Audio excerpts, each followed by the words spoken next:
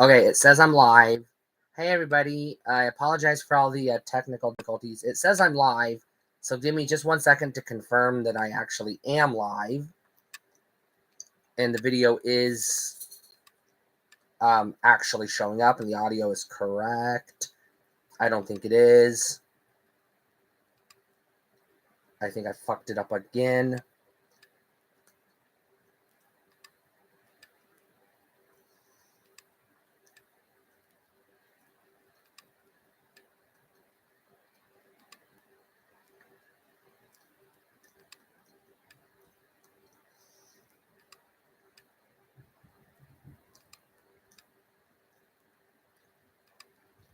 I don't know. I can't really tell. There we go. It looks like it is correct. Hold on. Hello? All right. Finally, goddamn. I am getting frustrated with these technical difficulties. I apologize for all of the messing around. I don't know. For some reason, either my phone wasn't syncing with my preview or whatever. But here we are. Welcome to Horror Trans. My name is Stephanie Bree. As you know the drill, I'm a transgender woman. I talk about all things horror. And today, I'm going to be watching Scream from 1996, the legendary meta horror slasher from Wes Craven and Kevin Williamson. Now, unfortunately, due to copyright issues and etc., I won't be able to share the screen nor the audio. So, I might be able to share the screen in a small window. Let me see if it lets me do that. I might go ahead. I might try that. We'll see. Go ahead and get the movie pulled up, and I'll try to see if it'll let me do that without giving me a copyright strike and deleting my channel. So I just need to see if I can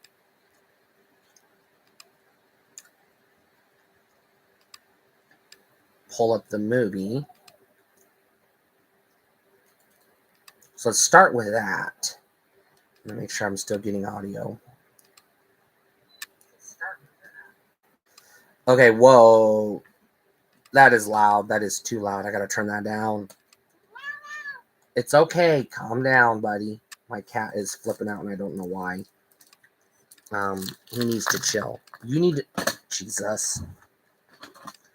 So let's talk about Scream before I hit play. Scream came out in 1996. It changed the slasher game. You all already know this. But what you might not know is I actually did not watch Scream in 1996 when it came out. In fact, I did not see Scream until after Scary Movie came out. Now, my reason for that is a little complicated. I'll try not to bore you to death, and I'm going to get straight into the movie here in a minute, but just give me a second. So by the time Scream came out, I had only seen 3 Wes Craven movies at that point. A Nightmare on Elm Street, which was my favorite movie of all time, still is to this day. Wes Craven's New Nightmare, a steaming pile of garbage I fucking hate with a fiery passion. And People Under the Stairs, a movie that traumatized me to the point that I will never watch it again, nor will I talk about it on this channel.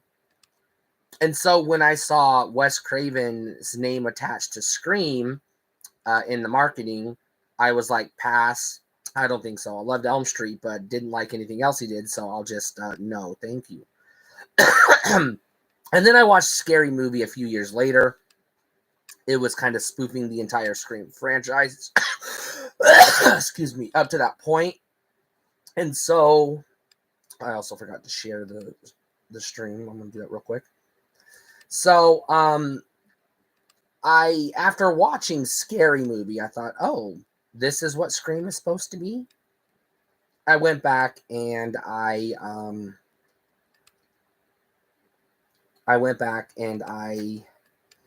watched Scream for the first time, and the first time I watched it, it was the first time I watched it, I had mixed feelings. I was like, oh, I can't stop thinking about Scary Movie.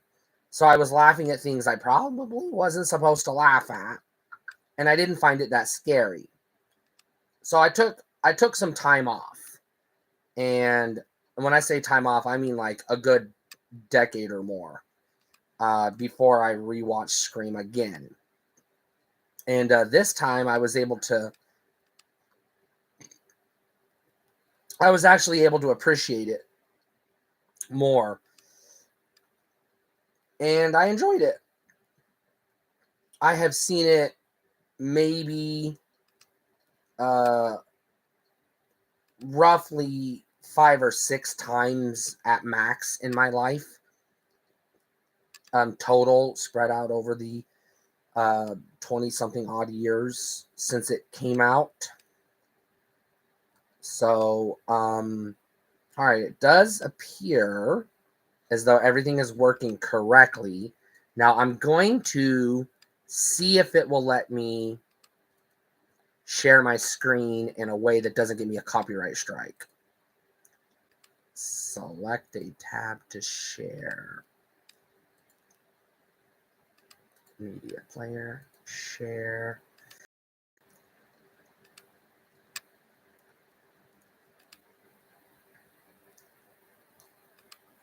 So let me just see if I can do this. Because I'm not going to stream the movie full screen because I don't want to get a copyright strike. So, all right, it does appear as though everything is working correctly. Now I'm going to see if it will let me share my screen.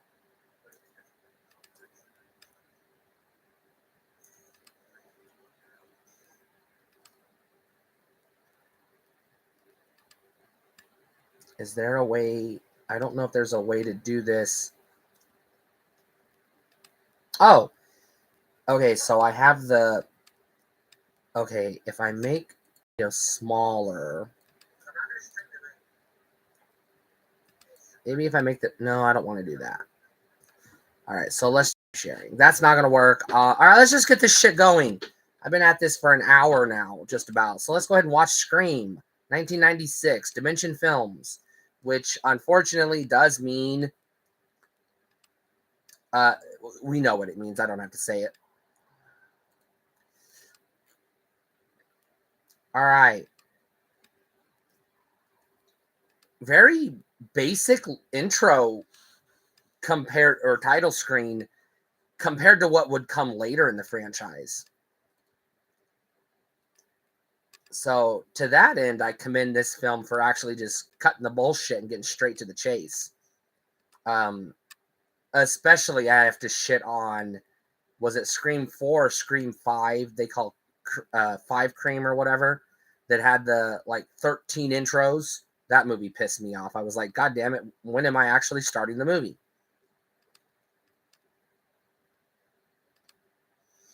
So, I will admit, the first time I watched this movie, because like I said, I'd already seen Scary Movie, I knew she was going to die early on.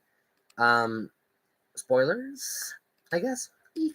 Anyways, so yeah, there was nothing in this movie as I was watching it that was a surprise to me because I'd already seen Scary Movie, which, by the way, don't watch Scary Movie before you watch Scream. It will ruin your enjoyment of Scream. So I'm going to go ahead and give you that tidbit of free advice.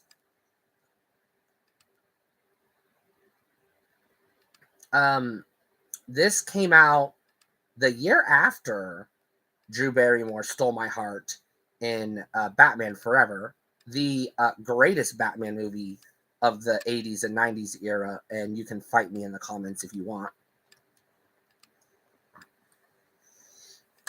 Now, I will also admit this bit coming up where he tests her and she gets the Jason thing wrong. I was with her. I was like, yeah, Jason's the fucking killer. Because at that point, I hadn't seen any of the Friday the 13th movies except for part 7 and Jason Goes to Hell. So I didn't know Jason wasn't the killer in the original.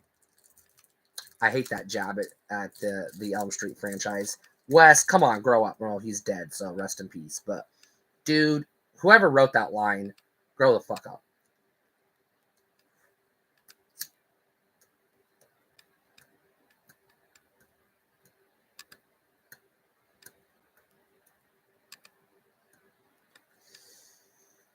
Now, obviously, they do introduce the voice changer in this movie, and it becomes a staple, which is why this guy's voice, the dude doing the voice, becomes the voice of the franchise.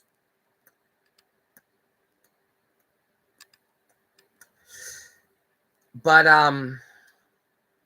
when you're watching this movie, having seen it and analyzed it and rewatched it, this whole bit doesn't really make sense. Because, I get they want to play a game with her and they want to, I mean, they're obsessed horror fans. And one of the killers in this movie, we later find out, is a former paramour of hers.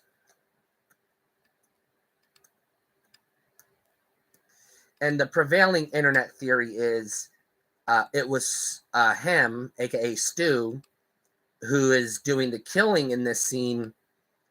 But it's the theory alleges that it's Billy doing the phone call. Now, even if you dismiss Scream 3, which we'll go ahead and set that aside for a second because that movie is, oh my God, convoluted. Nicest thing I can say about it. The whole point of this movie was to set up. So they have to have victims, obviously. That we understand. They have to have somebody die so they can frame Sidney's dad for the murders. So there has to be murders to frame him for.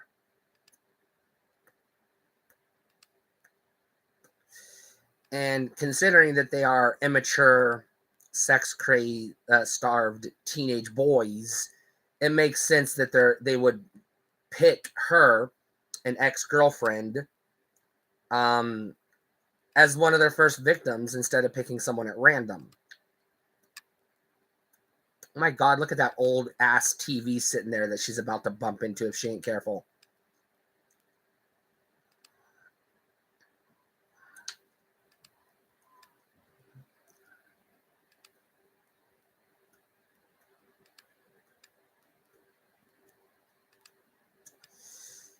Oh dear. Sounds like her stalker knows who she is. He lied to her.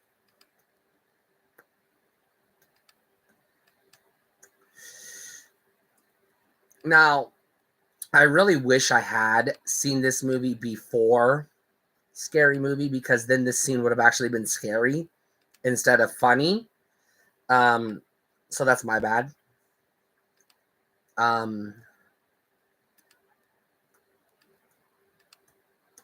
Now, as far as this guy goes, I guess if we're going to go down that path, we can chalk it up to jealous ex-boyfriend doesn't like the football jock dating this girl. But let's analyze that a little deeper. Let's look. This is Drew fucking Barrymore.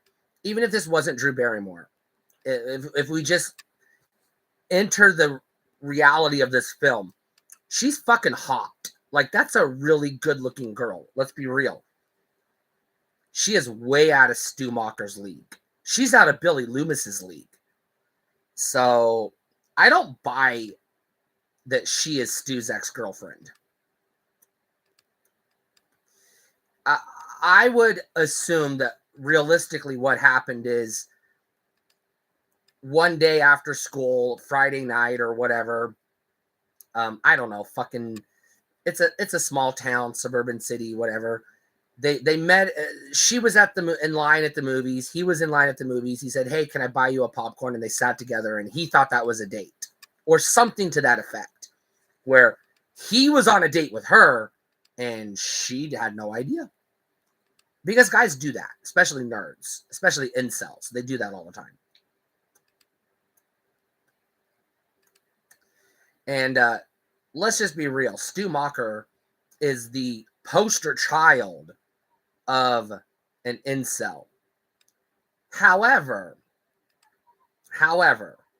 I'm going to backtrack just a quick second on my previous criticism of her being out of his league, because if I'm going to make that assertion, I would be wrong, because Tatum, his current girlfriend, played by Rose McGowan, is easily as beautiful as Drew Barrymore. Ooh, guts. So I'm gonna backpedal. I'm gonna retract my previous statement about she's out of his league. Because if he can get Tatum, yeah, sure, he can get her. Why not? All right, I'll allow it. Plus, it is a small suburban town, so whatever. All right, so I take that back. That criticism has been erased, and I apologize for the insinuation.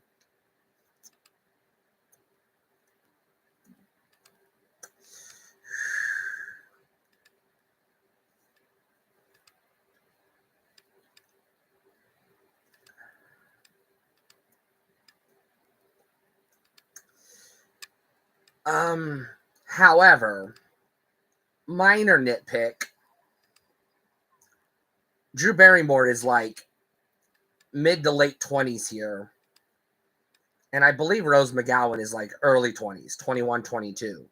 So there's like a 6 or 7 year age gap, I believe. I'm not 100%, but she was like 6 or 7 in E.T., and that was 1982. This is more than 10 years after that.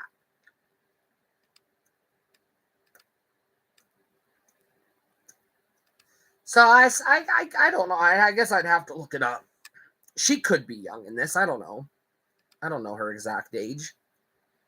And they're all in their 20s playing teenagers anyways, but that's par for the course for these slasher movies, which is why they do that. Traditionally, not so much in this movie, it doesn't make as much sense, but historically speaking, in the 70s and 80s, they cast adults, legal adults, as teenagers, specifically because of the nudity. You can't film a 17-year-old's bare chest female legally in the United States. So if you want the 17-year-old to take her shirt off and bare all, you got to hire somebody who's over the age of 18 to play that 17-year-old. So that is historically why slashers used adults as teenagers. Now we know Degrassi, Saved by the Bell, the Disney Channel, all of their teen shows and comedies use actual teenagers. So we can assume, yikes, right in the fucking heart. We can assume that by the 90s, the trend had shifted to actually using real teenagers as teenagers. But again, those are TV shows that aren't going to show nudity, so I don't know what Hollywood was doing, because there weren't a lot of teen slashers in the 90s. The genre had died before this exact movie, brought it back to life.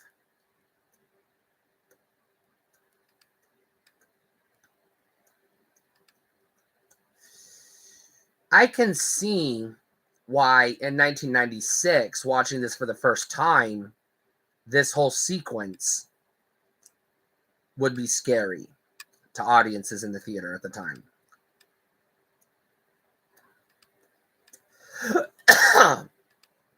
I just don't find it scary today. Excuse me.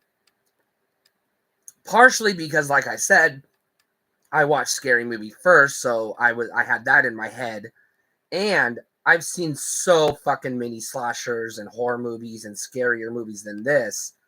This doesn't jolt me anymore.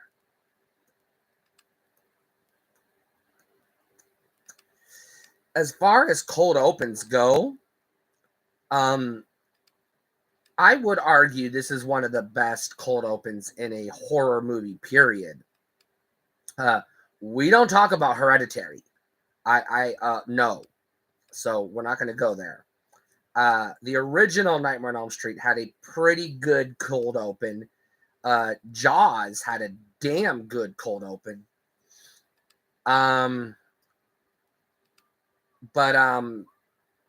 Like, I can't think of a single opening act in the entire Friday the 13th franchise that is on par with this. None of them. And now we're going back in time to the Stone Age, where computers ran on dial-up internet and energy-sucking CRT television monitors. Look at that beast of a computer. And look at that, like, fucking 12-year-old girl's nightgown this 17-year-old is wearing. That is not the kind of nightgown a 17-year-old would be wearing. She would be wearing something, blue or pink, that covers her shoulders, something a little bit more comfortable, maybe flannel. Or, I don't know. That just looks like, I don't know, whatever. And there's the only time we're going to see the dad until he's brought back at the very end as a, I guess, red herring. Or when we find out he wasn't. He was a red herring. He isn't the actual killer. But they do kind of play it up to where, because these are kind of whodunits, they do want you to think he's the killer.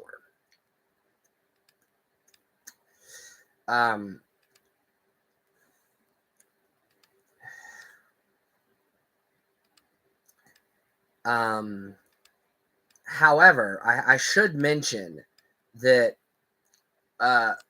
some of these actors, her included, were already playing teenagers on television shows, CW style teen dramas, we'll say.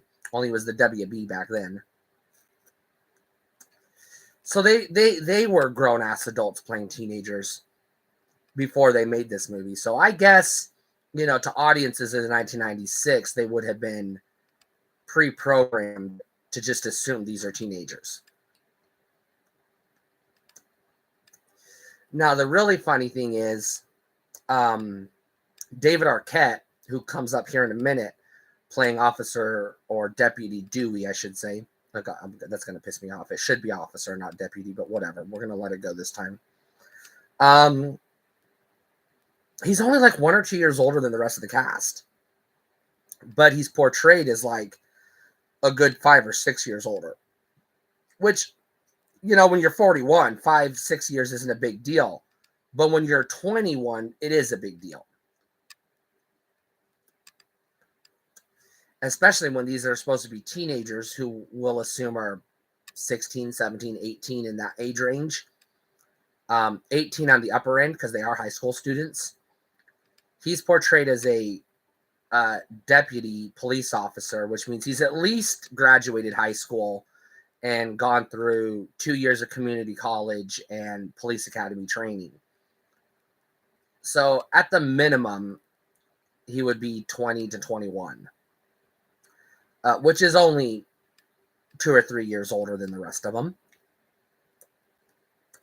So I'll allow it. I guess that tracks. Fine. I'm going to renege that, rescind that criticism as well, or nitpick as well.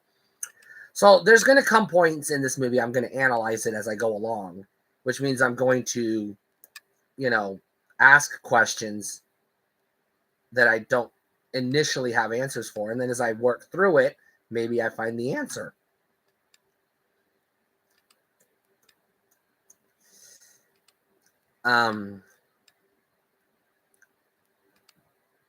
PG-13. Uh-oh. That's not PG-13, girl. That's a hard R. Well, we didn't see it, but he did.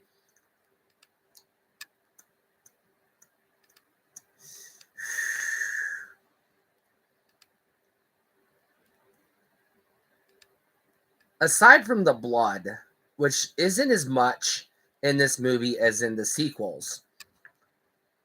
There's not really a lot of reasons for this to be a R-rated movie, to tell you the truth. There's zero sex, no nudity, and most of the kills are subdued or off screen. And there's not a lot. It's okay. It's okay. It's okay. There's really not a lot of excessive profanity. So, yeah, I can understand that shot with the guts at the beginning of the movie might have garnered this film an R rating, but beyond that, this could very easily be PG-13.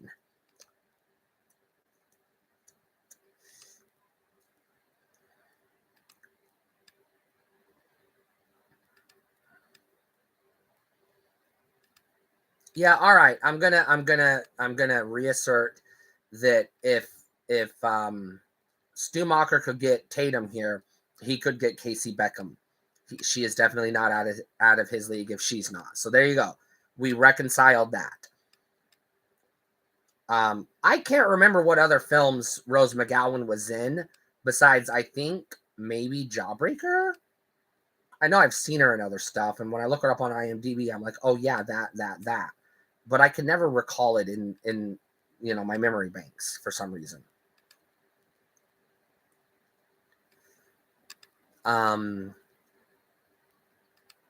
This cameo here is way out of place for a horror movie. This actor, I believe his name is Henry Winkler, if I'm not mistaken. He played the Fonz, Arthur Fonzarelli, on a very cheesy 70s sitcom known as Happy Days. Now, it is not uncommon to dig up what I will respectfully refer to as fossils in the from the television and film community to stick an adult into your horror movie. That is fairly common. However, usually when they do that, it's somebody who had previous experience in serious like crime dramas or murder mysteries or something horror adjacent. Never a sitcom star. There he is, Stumacher himself. God, I know the actor's name. Matthew Lillard, there it is. Jamie Kennedy.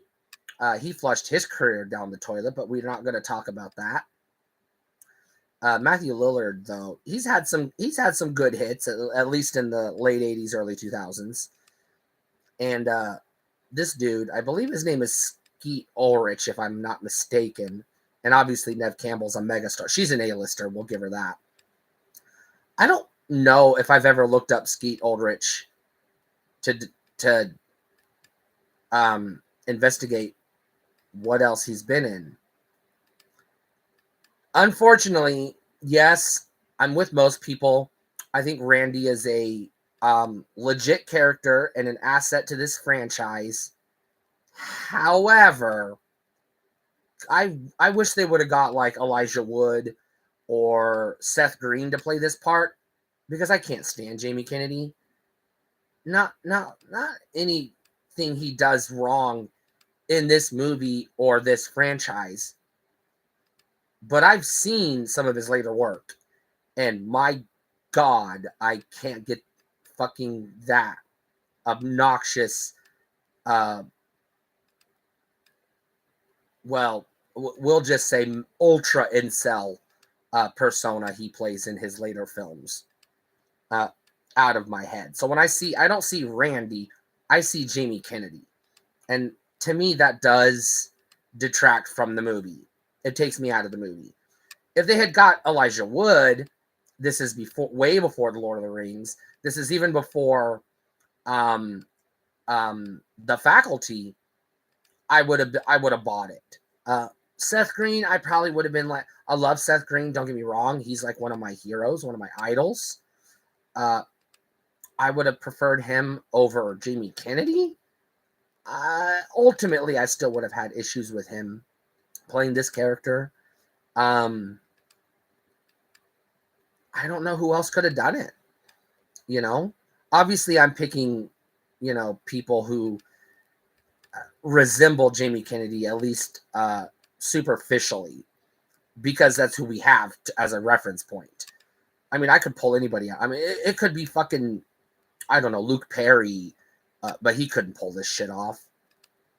So that's the reason why I'm going with Elijah Wood or Seth Green.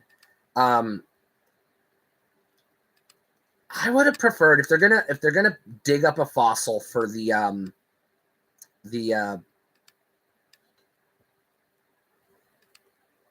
principal. I forgot what his job title was. I'm not a fan of this sequence. This calm down. What's wrong? Are you okay? My cat is freaking out. This sequence is just kind of boring, and I don't understand its point in the movie. It just slows everything down. Anyways, I know exposition, but we can get it. We could have got this exposition different and delivered to us in a different method.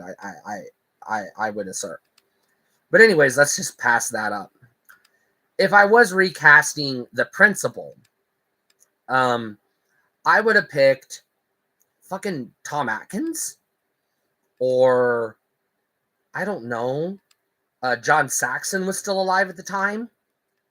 Somebody who had previously been in a horror film or a drama, a crime drama, or something serious. Not Henry fucking Winkler.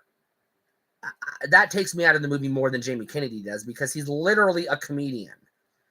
You don't cast a comedian in a allegedly legit scary horror movie. You just don't fucking do it. Now, I know today, yeah, I know there's no such thing as, quote, comedians anymore, because everything's comedy. Fucking because of Marvel, everything has to have comedy in it. And I know that is a component of the Scream movies. They are meta commentary and social commentary at the same time, while also blending horror and comedy. But you can have comedy in a horror film without somebody that is if it had been, it would have been the same to me as if they had gotten, I don't know, Ted Danza or fucking Carrot Top. It just feels out of place for this movie. This movie's too serious for fucking Henry Winkler.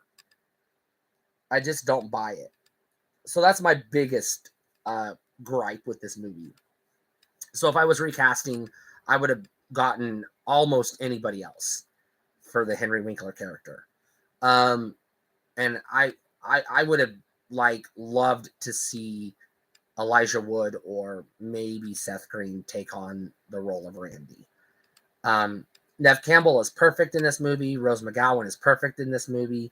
Matthew Lillard is aces in this movie. I don't know if I would recast Skeet Ulrich or not. If we're going to go the weakest link of the teenagers, Randy is the weakest link. I'm sorry. I know as a character, he's beloved, but it's Jamie goddamn Kennedy. I'm not going to get over that. I'm never going to get over that. He doesn't belong in a fucking serious horror movie. He doesn't. He's the Carrot Top of this fucking movie, and he just doesn't fit the tone of this movie. Now, I know you could say the same thing about Matthew Lillard, Scooby-Doo, She's All That, etc. But he was in 13 Ghosts. I know that came later, but he showed us he has horror chops. And in a roundabout way, Scooby-Doo is kind of horror. It's kids' horror, but it's as much horror as Hocus Pocus is.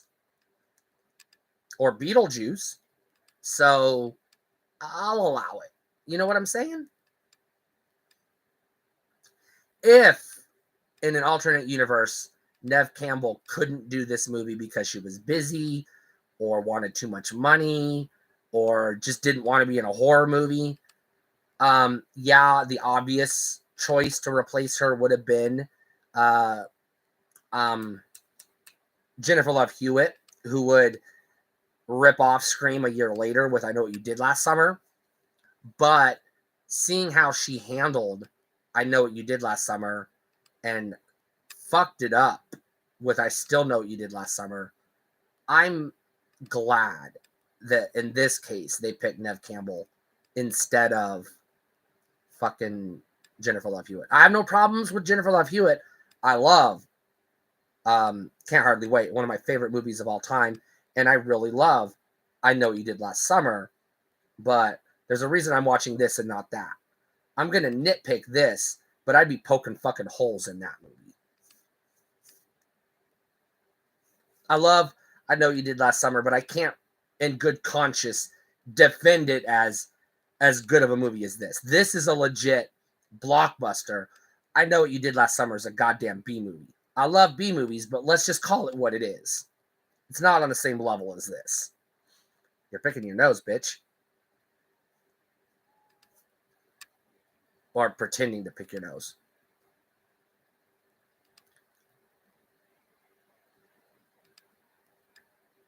Ooh, they brought out the big guns and referenced the mother. That's a no-no, but it does become a running theme in the at the time trilogy, which they fucked that up with Scream 4. No shade on Wes Craven, obviously. Rest in peace once again. But that was studio meddling. But then we got Scream 5 and Scream 6, and then the fucking mess that is becoming Scream 7, if it even ever happens. Which we're not going to talk about that shit right now.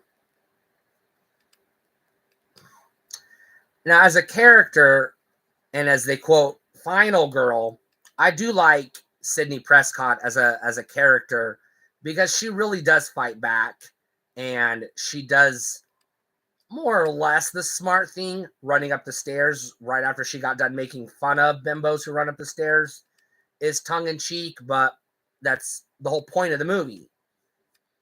Now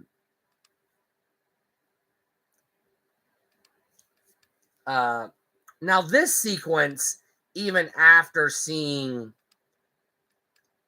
Scary Movie, this sequence was still scary, except for once I saw this, I was like, oh yeah, and then I had a laugh because I remembered the joke in Scary Movie.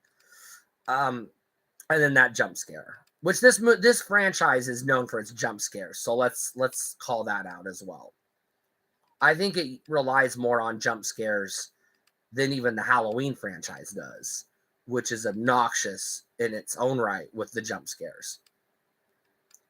And there, at the time, that cell phone would have not been in the hands of a teenager in high school, in a suburban high school at that.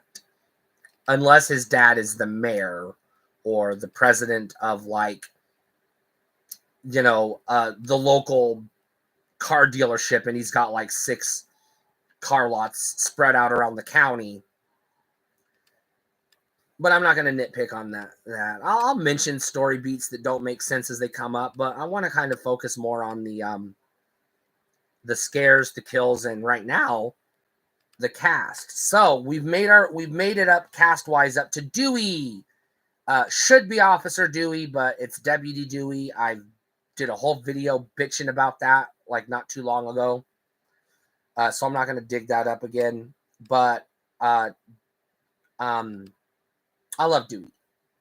He's one of the best characters, most endearing characters in the franchise. Spoilers, fuck you, Scream 5, for what you did to Dewey. Just fuck you. I was more pissed off about that than how Han Solo died like a bitch in The Force Awakens. Because Harrison Ford is kind of a bitch. So I'm like, yeah, good, shut him the fuck up. I'm still pissed that Greedo missed 40, 50 years ago. Anyways, I would not recast Dewey at all. He's perfect. David Arquette is the man in this movie. But just playing along with the game, if I was recasting Dewey, again, this movie made in 1996, we'll get to Gale Weathers in a minute.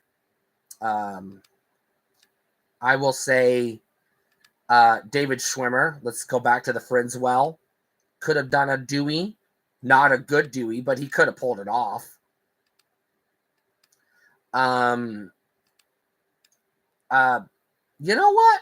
Paul Rudd, he was just in Halloween, Curse of Michael Myers, like 1 or 2 years before this, and he hadn't got the comedy chops yet, so he could have pulled it off. I think Paul Rudd could have done it.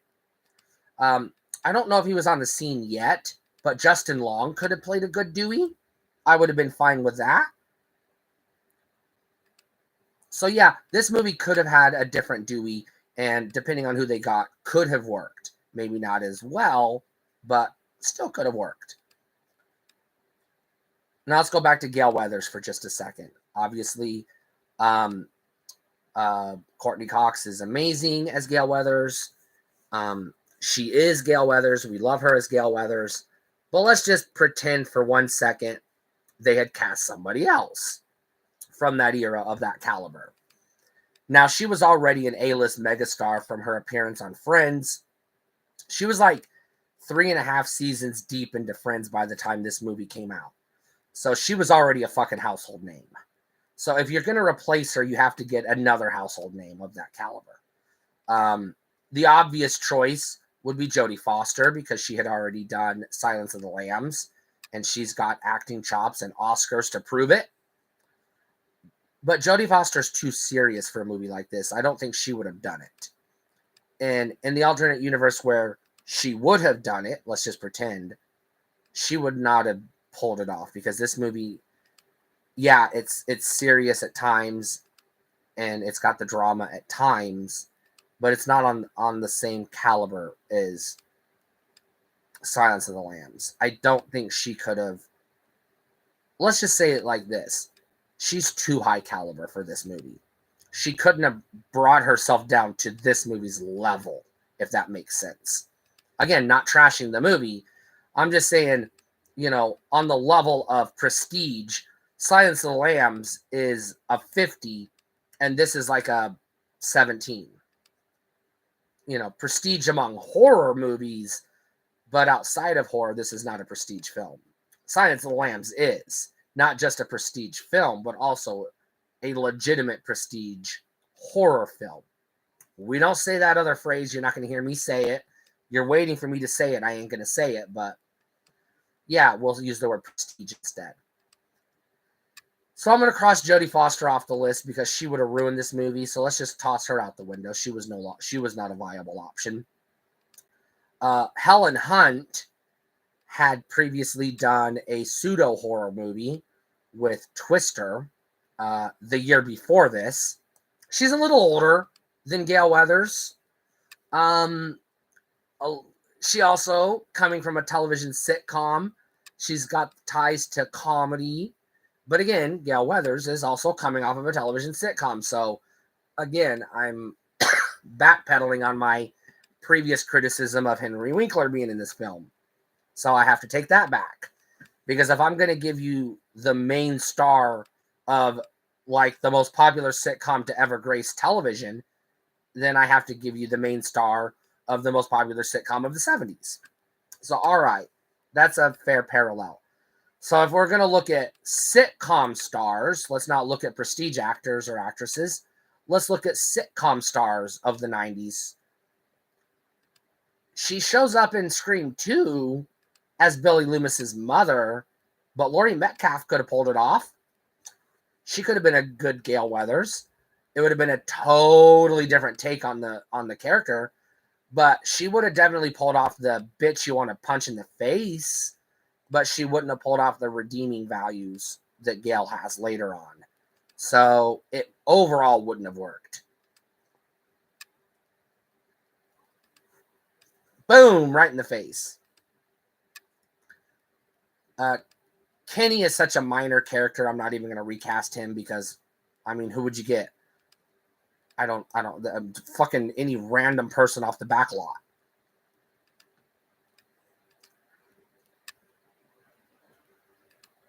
See, right there, what she's wearing right here, this pink number she's wearing, that is what a 17-year-old would wear as a nightgown. Not that thing she was wearing at the beginning of the movie. You see what I'm saying? And what Tatum's wearing, that's something a 17-year-old would wear. I don't know. I don't know if they picked that nightgown because they were trying to make her look younger. She looks like she could pass for 17 here. Oh, speaking of which, you know who could have done Gale Weathers? Gina Davis. She could have done Gale Weathers. I know that's not Gina Davis, but she reminded me of her, just the way she wrinkled her forehead there just for a second. Yeah, I think Gina Davis could have done it. And she was in a couple of horror movies. Beetlejuice, horror comedy, and The Fly, 1986. That was a legit horror movie. And a prestige horror film. Yeah.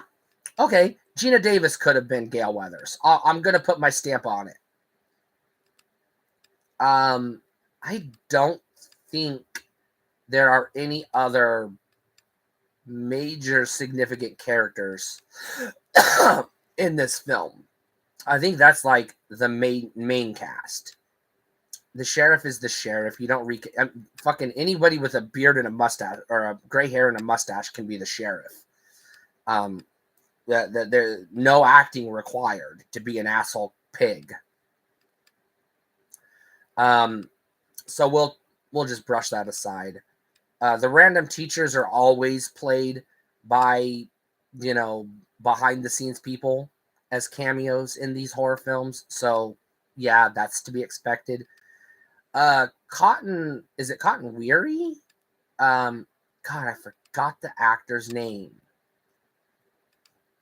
Since that's literally all we see of him in this movie, it doesn't matter who they cast him as. It's just a fucking it's not even a cameo. It's just a Easter egg, more or less. It's just a bit, really. Now they bring him back for Scream 2, but that's a whole other discussion for a whole other day. You could recast from Scream to Scream 2, even though that was just because it was just a 4 or 5 second appearance, if you will. And nobody would have fucking noticed. And you could have literally cast anybody in that role. Because he's insignificant in the grand scheme of things, except for his death in Scream 3, which really has nothing to do with anything at all. Nothing to do with the plot or the killer or anything. It's just a random, it might as well have just been a pedestrian in Central Park. Although that movie was allegedly took place in Los Angeles, obviously.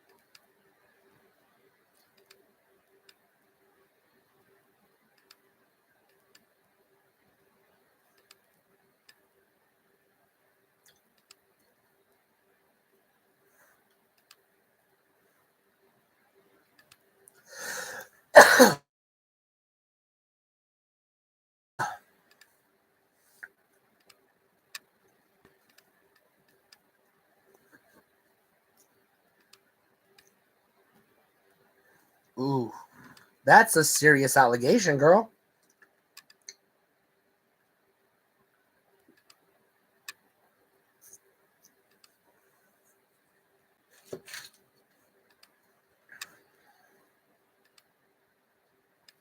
Are you okay, buddy? Are you okay? Have you calmed down? Are you in pain? What is going on with you? Oh, you do have a scrape. That's a nasty scrape. Oh dear.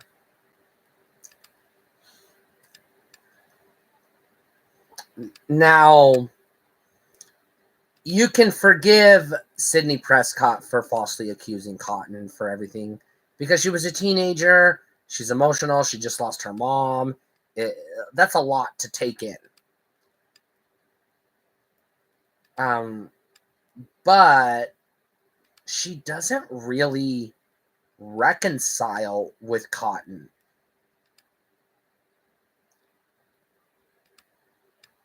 Not really. I'm trying to remember how Scream 2 ended. And he was like gonna shoot her. And then she gave him the Diane Sawyer interview, and then he shot the other chick. Candyman.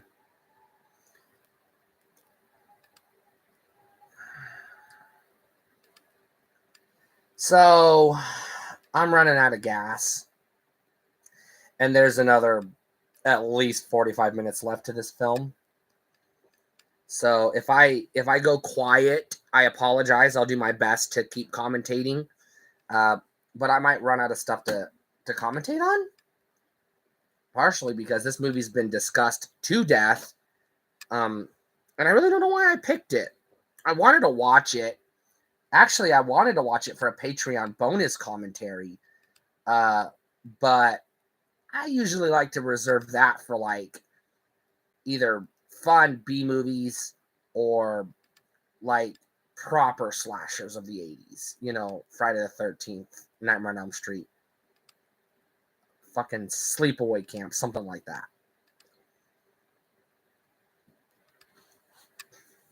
But not always. That's, you know, what I prefer, but not always.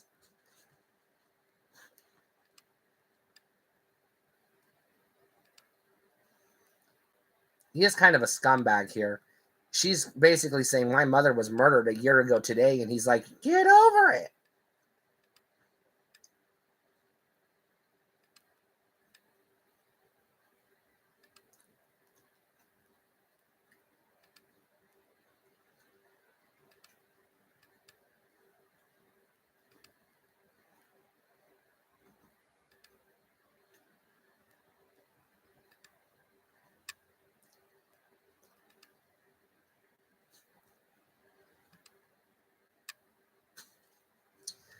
Well,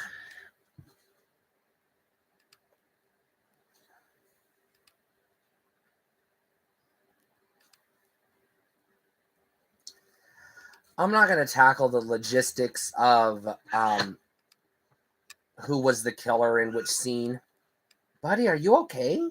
He is freaking out. Why are you pulling on your hair? Get down. Get down. Go do that shit somewhere else. If you don't knock it off, I'm going to take the clippers to your back. You'll be a bald cat. This is what I'm talking about. Here's a guy who is known for playing a comedy bit part in a sitcom, and he's trying to come off as all mega serious and intense and over the top. I don't buy it. I'm sorry, I don't buy it. You know, I'm gonna go back to he shouldn't have been in this movie. Yeah, I know Gail Weathers was coming from a sitcom, but she was also in a sci-fi B movie a few years earlier with Masters of the Universe, and she had also done Ace Ventura, which is a cheesy movie. So, yeah, I know I'm rambling. But what I'm getting at is the Gale character isn't coming off as intense and over the top like he is. She's way more grounded. So I'm going to go back to my original stance that Henry Winkler doesn't belong in this movie.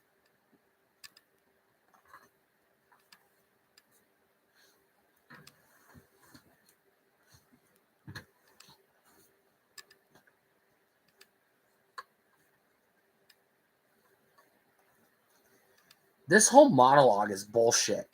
It doesn't make sense, and it's not something a teenager would concoct in their head, especially a dumb blonde cheerleader. She's not deep enough or intellectual enough to come up with all that bullshit on her own. There's just no fucking way. Maybe something like Sydney's a train wreck, yeah, and then hurl a bunch of, slut bombs at her. Yeah, I can see a cheerleader doing that. But coming up with this, like, plausible, intellectual, psychological profile on Sydney, no fat chance. let's set aside the cheerleader stereotype. A high school student is not intelligent enough, educated enough, or sophisticated enough to come up with that complex of a psychological profile on the fucking fly. No way, I don't buy it. Sometimes I think that Kevin Williamson in his writing is too smart for this movie. This is it's a slasher. At the end of the day, it's a slasher. Yes, it's commenting on slashers and the tropes, but it is still a B movie, more or less. Yes, I called it a blockbuster earlier, so it's a blockbuster B movie. So was Star Wars. Sometimes shit happens you can't explain.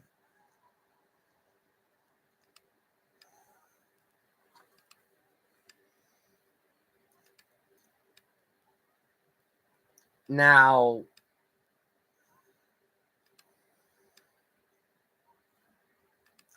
I am gonna say this. This is 19. I'm gonna nitpick because I worked in a journalism business for 7 years. I worked at different levels at different markets.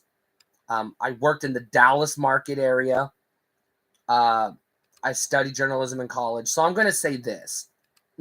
Let's put that aside for a second. That's the basis of my experience and the foundation of my knowledge on this subject. However, even without that, I was alive and watching television in 1996. While, yes, CNN, cable news network, the 24-hour news channel that exists today, did in fact exist in 1996 and would have had a live report set up on location at Woodsboro during the day, throughout the day, feeding them updates as they went along. The local networks would not. The local networks would have waited for the 5 o'clock news to give you an update. They would have broke the story at noon, at the noon newscast. There wouldn't have been any live cut-ins during the day. Not for something on this level.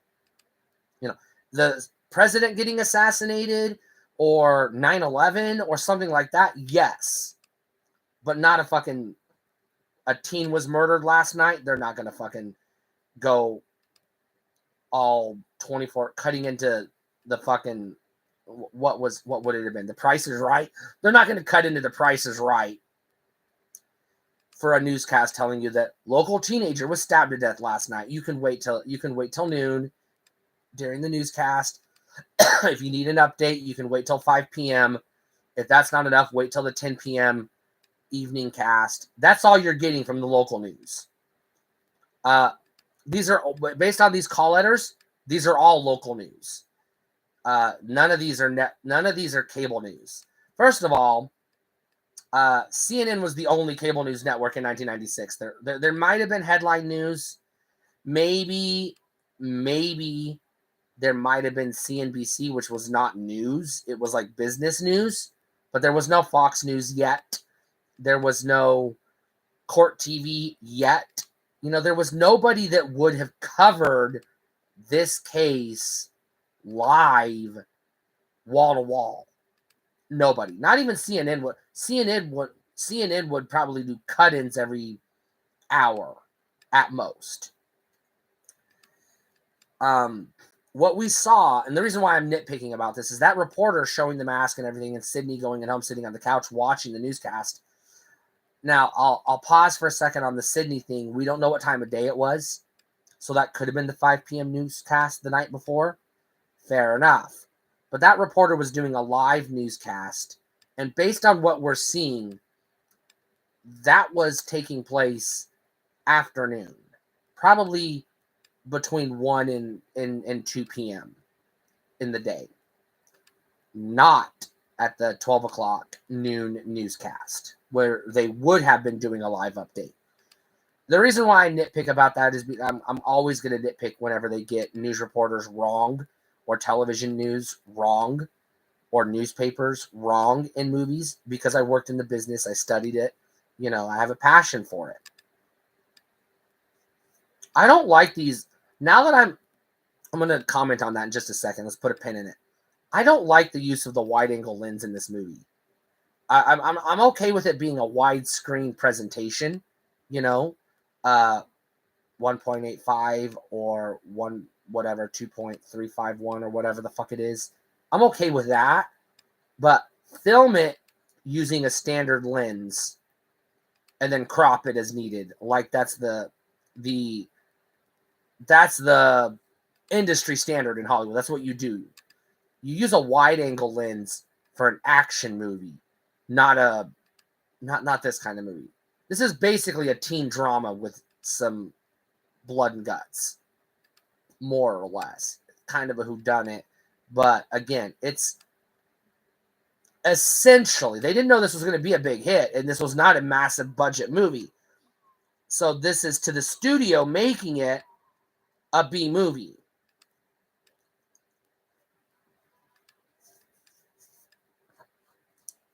So let's just be real. There's no excuse. There's no excuse for the wide angle lens, and the reason why I bring it up is because it's disorienting and it makes me dizzy. Anytime I see that used in a film that it's not necessary, it makes me dizzy. I was an actual cinematographer. I was a video camera operator. I was a videographer. Cameras is my fucking passion, obviously. So yeah, use the right lens for the right shot. That's like cinematography fucking 101. You know, don't get artsy with your B movie. It's unnecessary.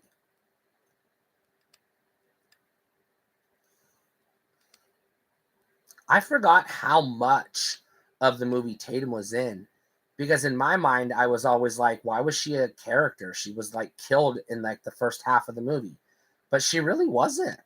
She doesn't die until way late in the movie, and she's in like almost every scene Sydney's in, and they have some really good, I will say, believable teenage dialogue. There again, that zoom right there with the wide angle lens, it just makes me dizzy. Same thing right here. It's just disorienting. It doesn't work. Just use a standard lens. Especially this scene where the attention should be on these two. You should be using not a close-up shot, but a closer lens. A shorter lens, I should say. Absolutely. E.T.'s mom was in every horror movie in the 80s. How could you just say the horror movie with E.T.'s mom in it? All of them? You can't just pick The Howling. I understand they're trying to make him like a horror expert, but fuck, man. That's like saying, what was the horror movie with the killer who wears a mask?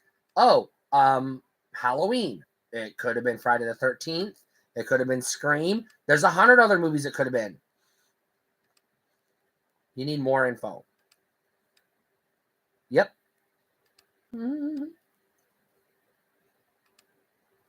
Again, right here. He's the focus of the shot, but we can see that other woman's reactions. She should be blurred out. We shouldn't be seeing her facial expressions. I'm going to nitpick the cinematography of this movie. I know a lot of people praise it, but I'm like, I think maybe you're just praising it because you're pretty. It is a pretty film, if you're going to use that word, because it's a lot of young, beautiful actors and a lot of beautiful set pieces. Yeah, sure.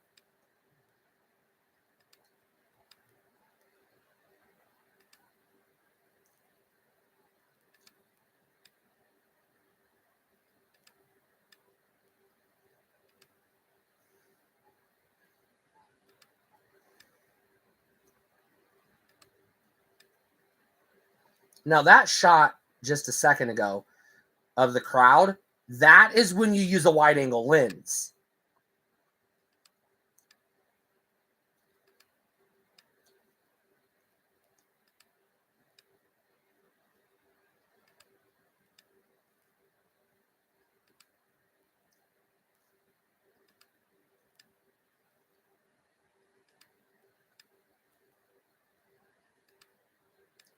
The millennium, it's 1996. The millennium is like 5 years away. Cheeseball. Jesus Christ.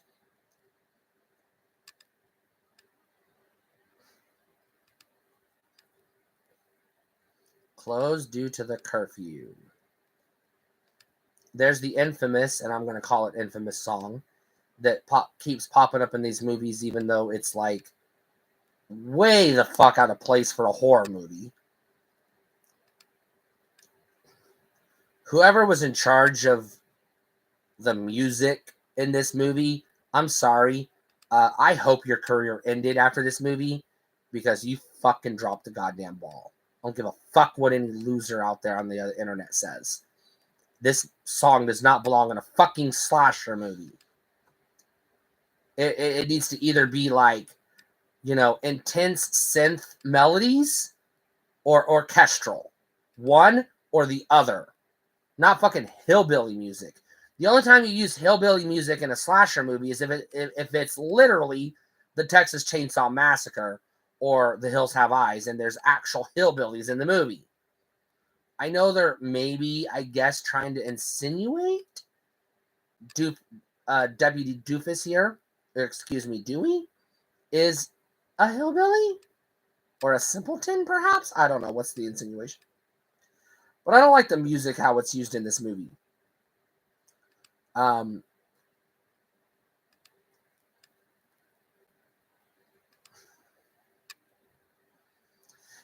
that I'm actually paying attention, this really is the Sidney Prescott and Tatum Riley, I think, show. They're like the stars of the fucking movie. Now I'm extra pissed that they kill her in this movie the way they do. Not that she dies. Somebody had to die. That's how you up the stakes. But it's how she died.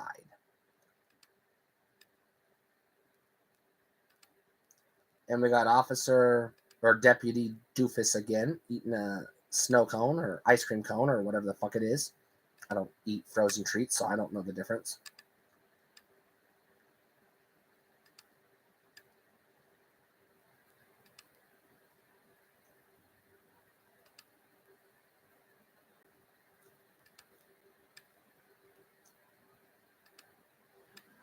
See what I was talking about earlier, the red herring. They want you to think it's Sidney's dad. Now let's go back. I told you I would put a pen in it like 10 minutes ago. I'm going to talk about the Wes Craven cameo, dressed up as literally Freddy Krueger, playing a janitor in the high school, a character named Fred. I know it's a nod or whatever to horror fans, and it's a, I guess, Easter egg or whatever. Woodsboro Police. I'm going to nitpick. That sign says Woodsboro Police, not Sheriff. But his car says police. But, and I'm going to bitch about this again. They refer to the guy as the sheriff, not the chief of police. And they refer to Dewey as Deputy Dewey, not Officer Dewey. The reason why it is wrong is because sheriff offices have jurisdiction outside city limits in the county, and police departments have jurisdiction inside city limits. And the head of a police department is not a sheriff. It is the chief of police, or in some jurisdictions, a constable. It is never a sheriff. Sheriff is a political figure elected by the people. Chief of police is a job hired by the mayor and the city council. All right, now that I got that off my chest for the 10,000th time, because it's going to piss me off every time I see it, I can breathe a little. KQIS Channel 6. Is that what that call letter said? Scroll over. KQIS. Yep. So that is the call letters to a local station. Local to this market. I don't know where Woodsboro is supposed to be. So is it a suburban market? Is it a big city market? Is it a small town market? I don't know. But I'm going to bring it up just one last time to beat a dead horse. None of those local TV stations would be camping out doing live updates on the air. Not outside of the regularly scheduled newscast. So, I've got that out of the way. Now, all right, going back to my training as a journalist, once again, it is 1,000,000% unethical for a journalist to date a police officer because it compromises both jobs. A news reporter's job is literally, it is exactly specifically to hold the police department accountable. And the police officer's job is literally to not give information to the news reporter unless they are required by law. That relationship was doomed to fail from the beginning.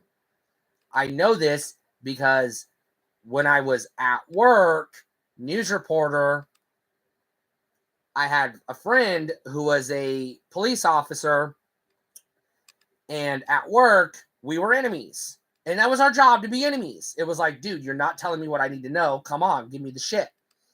And the dude was all, no comment, because that's his fucking job. So I got to go get a FOIA request and all this other bullshit. But outside of work, we were both in the Rotary Club. We'd meet up on Tuesdays at the local Mexican restaurant and just eat tacos and talk about fucking football or whatever the fuck it was. Now, the reason I bring that up is because the professional relationship did put a hurdle in front of the personal relationship. And we're just talking about colleagues. We're just talking about two people who are like adults who know each other, acquaintances, not even technically friends. There's no romance at all involved, but there couldn't have been because Gale is covering a murder that Dewey is investigating. Now, I know they portray it as they're, quote, working together, and we do see a little bit of it. I will, to be fair, mention that we do see a little bit of that in, I believe it was Scream 5, or maybe Scream 4, where Gale tries to push her way into the investigation, and Dewey's like, sorry, this is official police business, no press allowed. That would actually happen in real life, which is why I'm bringing this up, because it is his job to keep the press out of the investigation. That's literally what he's supposed to do. So you can't be all, in uniform. Excuse me, news reporter, you have to get the fuck out of here. I ain't talking to you. Take the uniform off, clock out, go home, crawl into bed with the very same news reporter and expect to get smooches. It doesn't work that way. Which is why their marriage ultimately didn't fail. Did fail. It didn't work.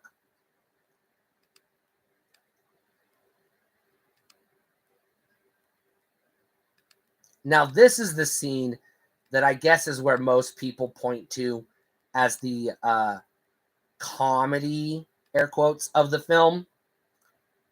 But again, if you watch this scene having already seen Scary Movie, it just makes this scene more ridiculous.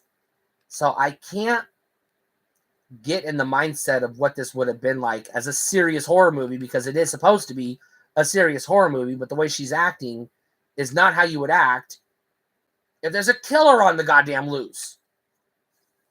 Unless the fan theory that she was involved is true, which I don't buy. Because if she was involved, she would have said something right here. She would have been like, it's me, dumbass. Or what are you doing? She would have said something. She wouldn't just run. So that 100% debunks any theory that she was maybe in on it. There's no way.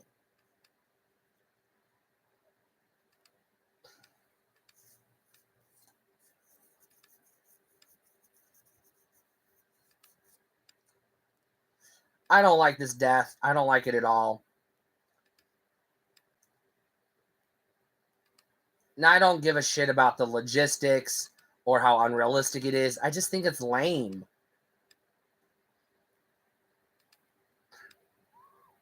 it's just such a boring way for such an awesome character to die. I know it's iconic and people talk about it all the time, but I don't know. I don't really like that death, I guess. I liked Casey's death at the very beginning of the movie. But has anybody else died until just right now? I think she's like literally the second victim of the movie, not counting Sydney's mom. So, yeah. Not a high body count for a supposed slasher.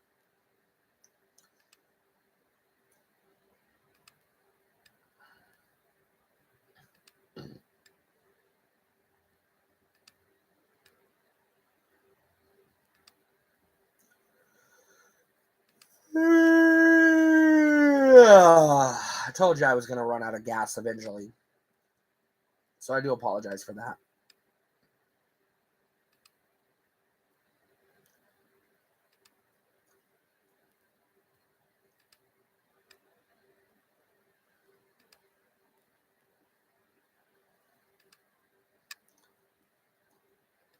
There goes my chance with Sid. She literally has a boyfriend. You never had a chance with her. At all. God damn, that line pisses me off.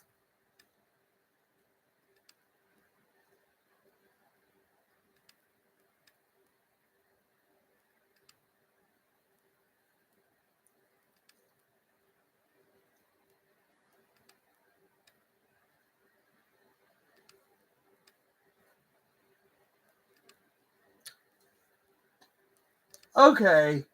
I have new information that I now have to repackage some of my previous criticisms. She did just admit to being a tabloid journalist, which means she probably, if she works for a local station, she probably works for a local cable station, not a network affiliate. The cable stations, especially a tabloid show, absolutely would interrupt their 3 hours of sham wow for a breaking news cut in. So, all right. Fair enough. This movie is actually smart enough to cover its ass when it blows it, when it fucking blows a fart in my face. So, fair enough. By the way, I'm not like shitting on this movie. I love this movie. I gave it a buy and I ranked it like really high on my franchise ranking list. This is a great movie. I'm just going to, as I'm discussing it, pick it apart as I go. Maybe my criticisms hold up. Maybe they fall apart as I get new information. That's what journalists do. We ask questions, we process the information, and then we make sense out of it.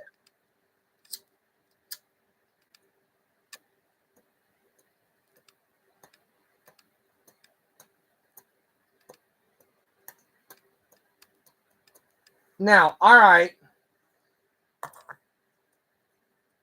Okay. I have to nitpick one more time. Okay. This movie is known for being meta and social commentary on slasher movies and horror movies of the 80s. That is what it is. However, let's just look at Billy Loomis as a character and Stu Macher as a character. We know Randy is obsessed with horror movies, but based on the conversation we just had with Stu and Randy at the video store, presumably Blockbuster, but we'll let that one go, I saw no intelligence in regards to horror coming from Stu. He didn't understand any of the references. Billy Loomis here has made, outside of the I want an R-rated relationship, not PG-13, and this, you don't get to write your script, you don't get to pick the genre or whatever he just said, which he only said because Randy said it's a horror movie. This character, Billy Loomis, has no affinity for horror movies whatsoever.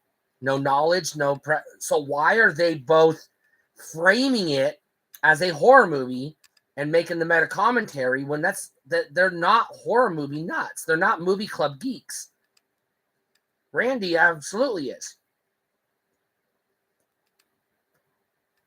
Right there. Right there. He just said, when do we see Jamie Lee's breasts in Halloween? Which tells me two things. One, he's never seen Halloween. And two, he didn't know what other movies she had been in. So he's obviously not a horror fan.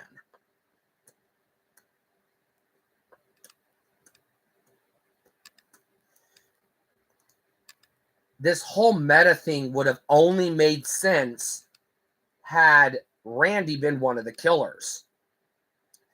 Because you're talking about Billy Loomis as a character, he comes across as your typical dude bro. Not quite a jock, but your stereotypical asshole. You know, self-absorbed. You know, he's probably on maybe an athletic after-school program. Maybe, you know, he's in like, maybe FBLA or student body government or something like that. He's not in the movie club. He's not in band. He's not a band geek. He's not in choir. Stu Macher, same thing. He's a nerd. He's a geek. Or I rephrase that. He's kind of a dork, which is a whole different thing. But again, he's dating Tatum, who is allegedly, from what we can see, probably a popular girl, which means he's probably your plus he's hosting a party, which means he's probably your stereotypical popular kid. Again, not the type of person who would have any fucking interest in horror movies or using that as the basis of their murder spree. Now, we know Billy's motivation is he hates Sydney's mom for, you know, fucking her dad and breaking up his parents. So that's his motivation. And we know Stu's motivation is peer pressure. He says as much. But where does all this meta horror movie shit come from? The killers. Why are they grilling Casey Becker on horror movie trivia when neither one of them know shit about horror movies? Other than, all right, let's assume Stu was the killer at the beginning of the movie. Let's just go down this path. Stu killed Casey. He has a motive. Ex-girlfriend. She left him for a hotter dude, a jock. All right. He has a motive. Which means most likely Billy was the one on the phone. You're never going to convince me ever that this character, Billy Loomis, knew Pamela Voorhees was the killer in Friday the fucking 13th. You're never going to convince me that. So, either there's a third mysterious killer we don't know about, or it should have been fucking Randy. Or they should have given Randy's horror movie knowledge to Stu. This movie, as much as I love it, is already falling apart. I pulled it too many threads. Now I've unraveled it. Now I just got a ball of yarn on the floor.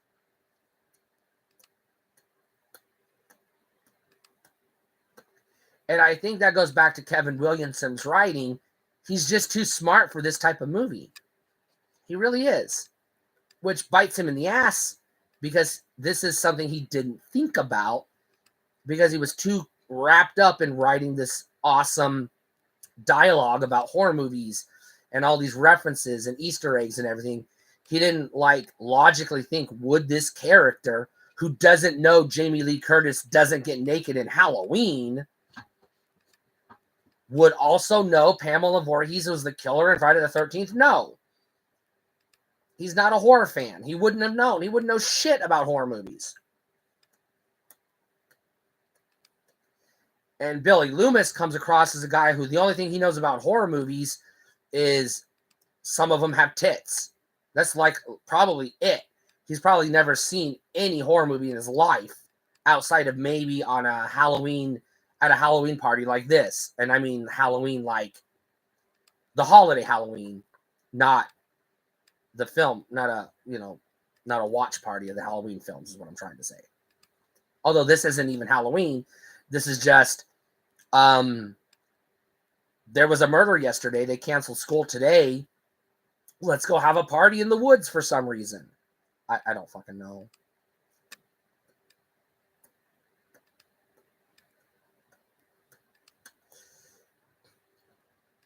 I've already nitpicked about the inappropriateness of their unethical fraternizing as journalist and man of the law.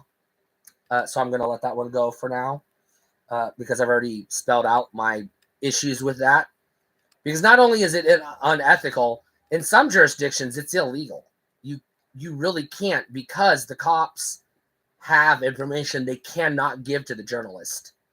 It's part of their job. And the journalist has to literally use legal channels like FOIA to get information out of police officers.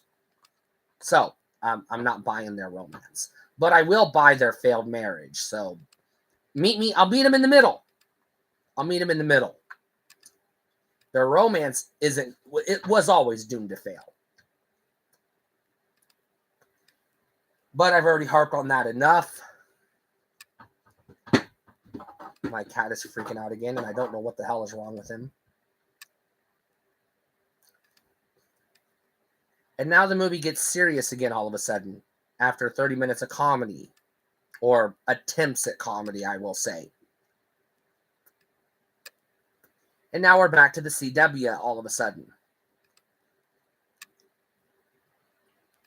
Now, this movie also subverts the trope of the slasher movie Virgin being the final girl. She is most definitely not a virgin anymore, but she is still the final girl. So the whole "if you have sex, you die" bit doesn't apply to Sidney Prescott, which again is the whole point of the movie. So I'll give them props for that. They subverted expectations while making commentary on that trope. There's a lot of things this movie does well, really, really well. There's just like enough things that it does wrong that it irritates me. Doesn't piss me off, doesn't make me hate the movie, just irritates me is all. Especially as an actual former journalist whose job it was to literally get police officers fired for not giving me the information I fucking needed, which I had done in the past. Because that's your job as a journalist. Part of your job. It's not your whole job, but it is a part of your job. Journalists and police officers are not friends. They are professional enemies. Literally enemies. They're on opposite ends of the same goal. Now, cops have to play nice with journalists, because if they don't, the journalists will burn their house down. And I don't mean literally, I just mean figuratively. Their careers will be over. You don't fuck with your journalists, because they will find the dirt on you and put it on the front page. And that's their constitutional right to do that. That's what freedom of the press means. There are no rules to freedom of the press. Freedom of the press literally just means, my journalism professor told it to me like this: freedom of the press belongs to the man who owns the press.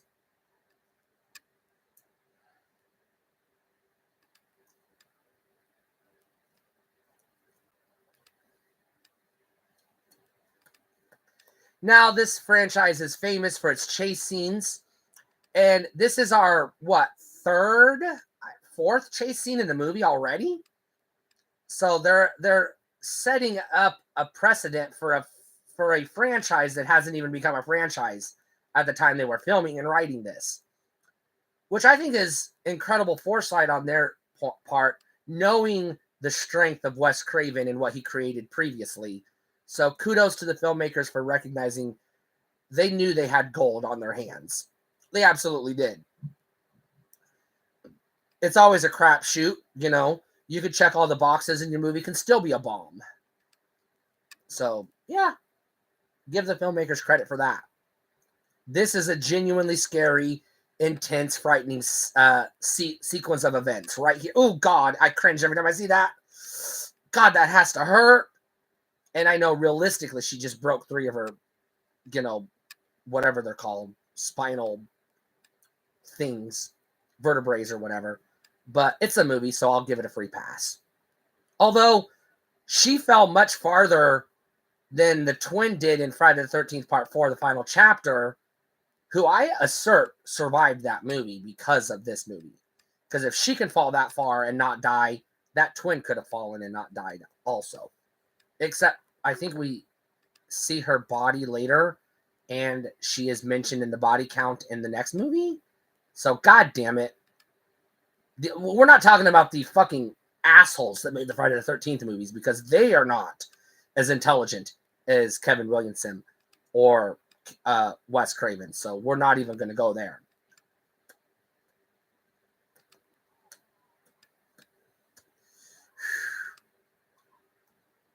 So we're going to...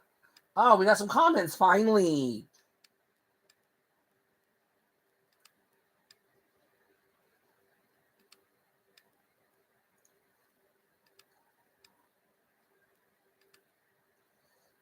Okay. I don't know what you're referring to, but thanks for the apology. I hope you enjoy the stream.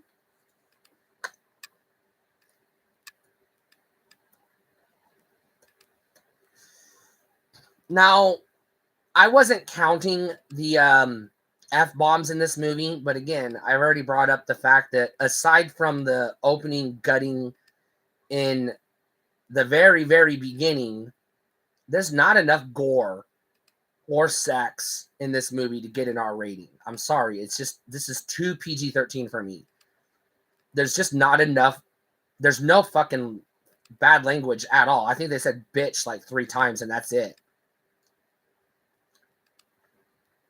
So when they made the comment about this being PG-13, yeah, maybe the MPAA should have said, look, this is a PG-13 horror movie. There's no reason for this to be rated R. I know they wanted the R rating because, you know, it's a horror movie. But other than that, I mean, we did get a whole bunch of unnecessary PG-13 horror movies after this, which were all ripping it off. So oh, my cat has come back. He is really wigging out. I need to spend some time with him.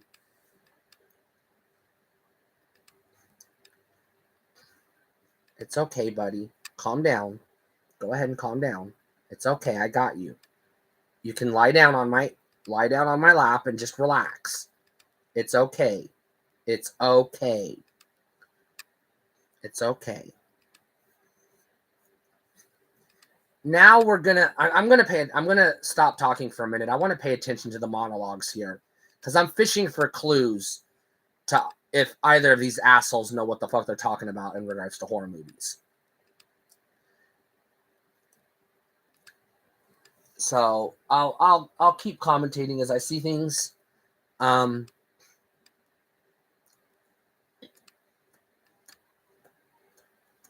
Kenny's dead.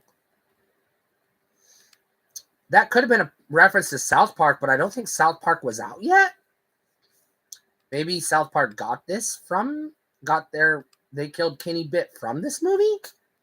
There's some blood, but again, that's not R-rated blood. That's TV-14 levels of blood. And we didn't even really see never mind. I'm not going to nitpick on that. Yes, I know the original Friday the 13th barely has 1 kill in it where we see the blood. But it does have sex and nudity, which justifies the R rating. This movie does not.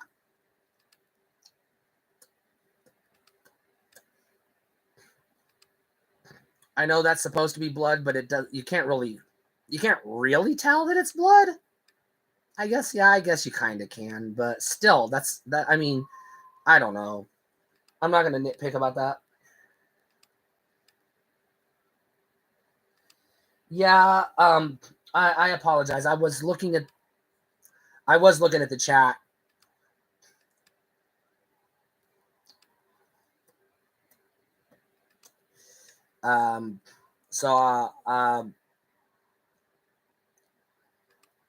Dream and Disturb. I don't know when you were mean. So, you know, I'll just call it water under the bridge at this point, as long as you stay cool from here on out.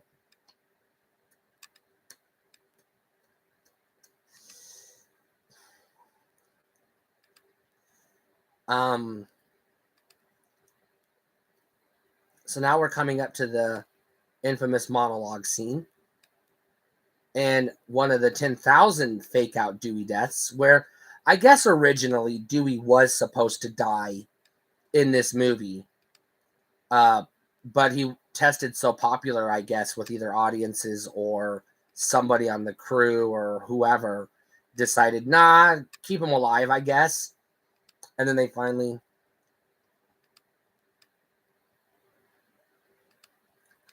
Yes, I'm going to address that. Listen, I'm a transgender woman and I get a lot of bigots in the chat.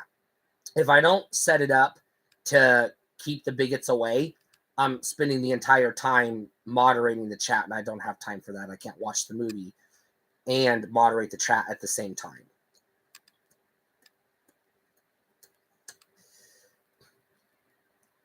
I did do a couple of streams where I didn't have chat at all, and I decided this was the better way to go about it. So this is how I'm going to handle chat in all my live streams on all of my channels going forward, because I got to make sure I keep the bigots from getting their 15 minutes or whatever.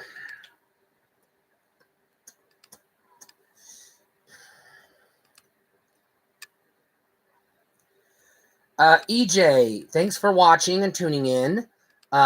Well, previously, I spent 7 years working as a professional journalist for various news organizations.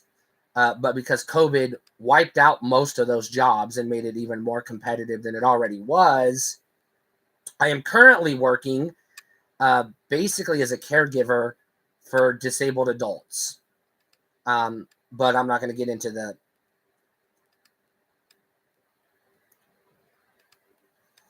I understand that, but again, like I said, it keeps the. It just keeps the hateful comments from flooding in.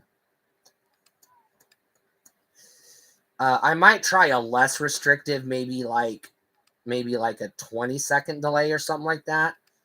But I've just, people get creative in the live chats, and if I leave it unrestricted, I can't. Yeah, I really enjoy it. My clients and I get along well. Unfortunately, I should say, I work 12-hour days, but fortunately, I only work a couple of days a week, so I get quite a bit of time off. But I also live with my sister, and I don't have to pay a lot of bills, so I can afford it, kind of. I mean, I can't afford to go on vacation or, buy a new computer or a car because my car broke down. Oh, shit. I always forgot that they shot him. I always forget about that. Okay, he just referenced Psycho, so maybe he does know something about horror movies. So I did say I was going to try to pay attention.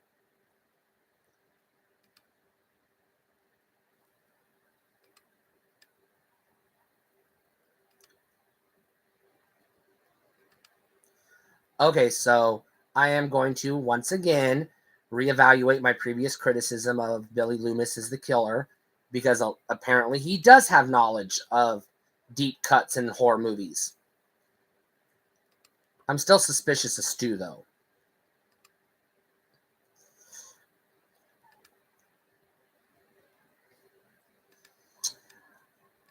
Here's the problem, Mr. or Miss Dreaming Distortion, or whatever you want to be referred to as. I apologize.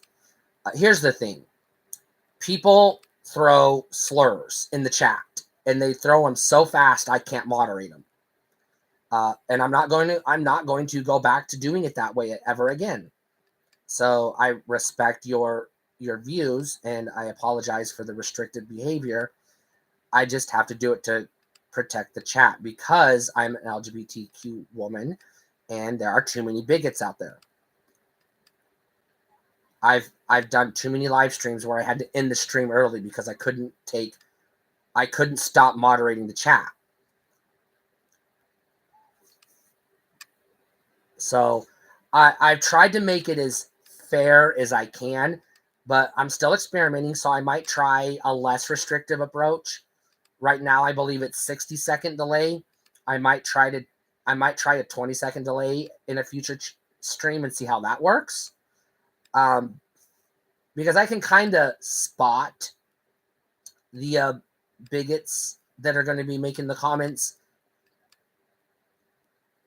but I still want to make sure I don't have to spend my whole stream moderating the comments, and I can't afford to hire a moderator. And no disrespect to any of y'all, I just haven't connected enough with any of my viewers that I would trust to moderate the chat for me or with me or whatever. I haven't had anybody volunteer either, so.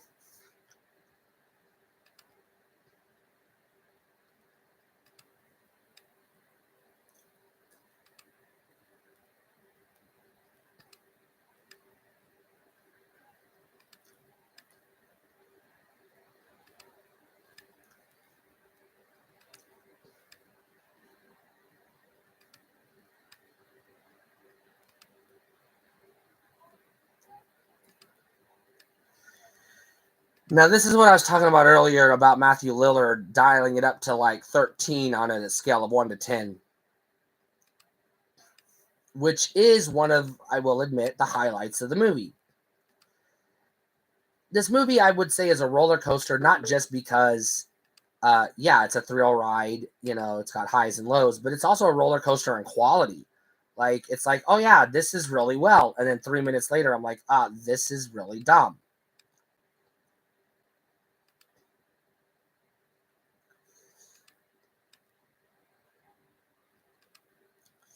I can't comment on that because my videos will get deleted from the YouTube.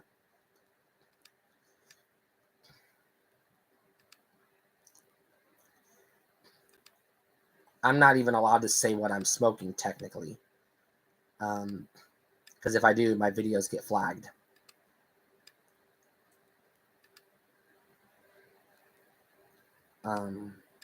Which I'm going to chalk that up to YouTube. Although, I do have the capability of streaming via other platforms outside of YouTube. So I am considering that as an option as well. Twitch as well as Patreon. But Patreon, I can set it up where you don't have to be a paid member to participate in the stream, but you still have to be a member to participate in the stream. And I don't have as much reach on Patreon as I do YouTube, obviously. Although I've considered doing a Discord thing because of as a Patreon bonus, because as a Discord, I can share the screen so you can watch the movie with me. And we can chat about it a little more openly. So I'm considering that as an option for a Patreon perk, but I haven't done my homework on how to set that up yet.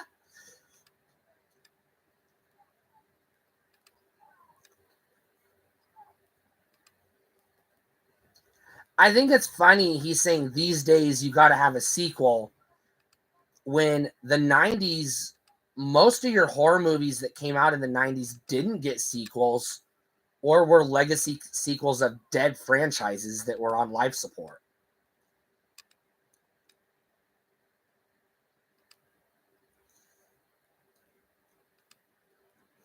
Well, here's the thing. It isn't about having thick skin. It's about keeping hate speech off the platform.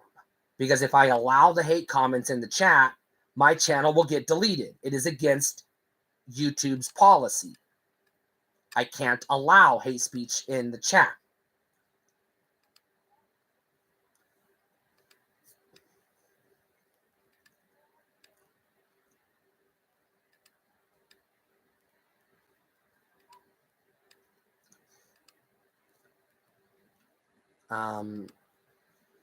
As far as how to do it with the Discord, I don't know enough about how Discord works. I know how to stream on Discord in a private server, but I don't know how to set that up to where I can stream the video and my audio to the chat room or whatever, but keep everybody else limited to chat. I don't know how to set that up yet. Yeah. Send me a Twitter DM if you follow me on Twitter, and we can chat. That's something I'm willing to consider. I don't give out my email address for obvious reasons. Not the email address that I use, anyways. Sometimes I have a public email address that I use for like things that it's an email that it's sort of a not really a burner email, but it's not my main email. It's not tied to any of my accounts or anything.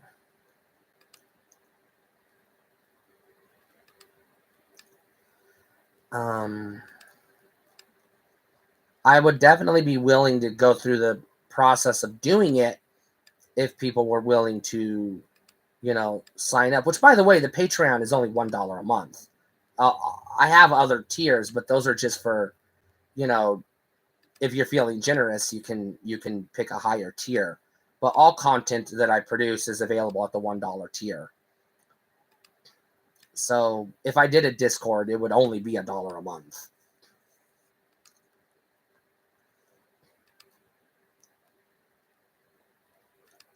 I'm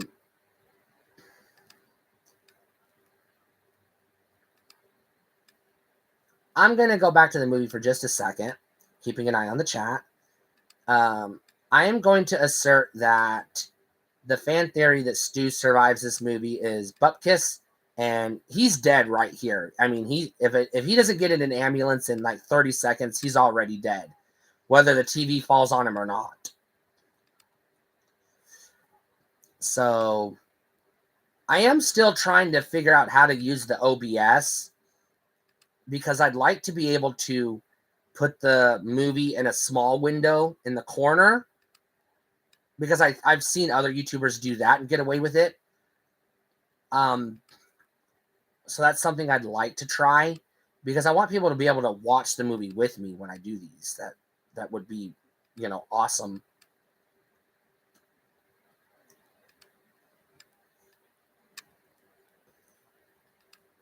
I don't know what your no is in reference to. I apologize.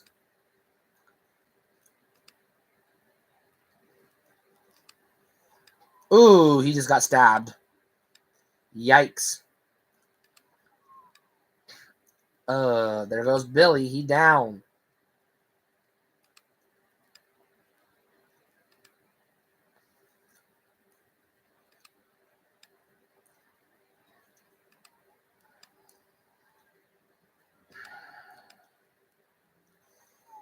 All right, fuck him up, Sid. Fuck him up. I've seen this movie too many times. Although it has been, well, I saw it once last year, I guess. I was going to say it's been a while since I've seen it, but not that long. Oof. Yeah, he's fucking dead. He's dead. There goes Stu. Bye-bye, Stu.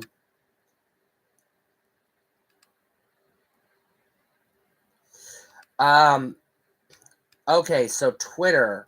I'll have to check my Twitter after the stream, because the way I have it set up is only people that I follow who also follow me can DM me. So I have to go, look at your Twitter and look at your request. And if I follow you back, you can. If it lets me DM you, I will, because anyone I DM can reply. If you have how you have your settings set up. Remember, like I mentioned previously, I worked as a journalist for 7 years. I was a public figure. I had literal real world stalkers. So even before I came out as transgender. So I have to be cautious about my privacy. Because I actually did have to file a police report on somebody who did track me down through Twitter. And it's scary when you're, not even close to a celebrity, but I was a public figure in that market, in that business.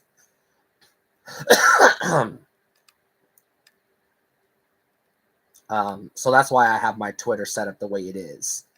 because I use the same Twitter today that I used when I was a news reporter, because I have all the same followers and mutuals, from the business, because I'm mutuals with a lot of other journalists. I'm also a member of the Trans Journalist Association, so I am kind of connected to other transgender journalists.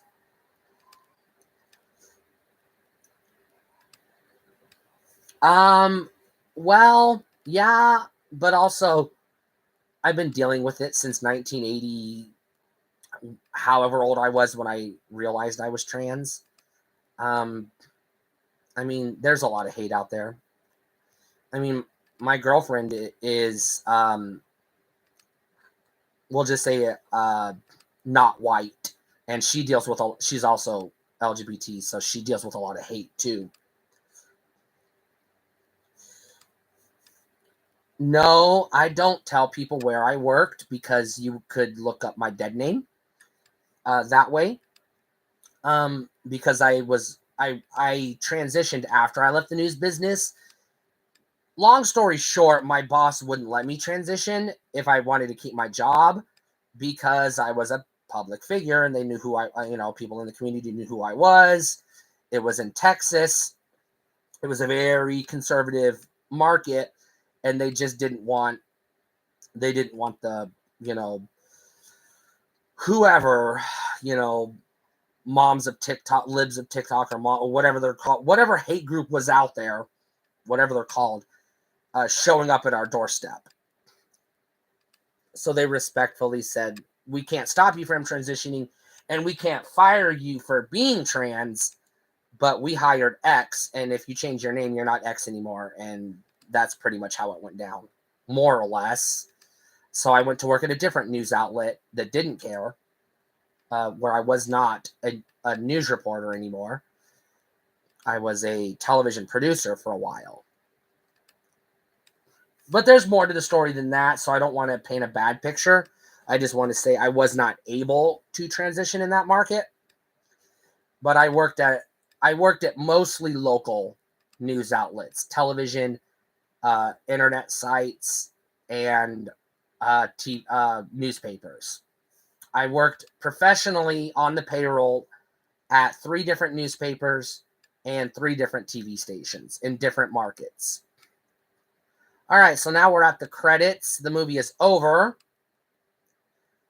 And now we're just getting the stereotypical 90s flash of the character with their name, so you knew who was who. So, all right. Movie's over. I do apologize for the technical issues I had at the beginning of the stream. And going forward, I'll try to tinker with the chat a little bit to try to make it more, welcoming. So, all right, I'm going to end the stream, and then I have to give my cat some cuddles because he's been flipping out for the past hour and a half. And then I will log into social media, and I'll check on that Twitter thing in a little bit. Stay cool. Thanks for watching.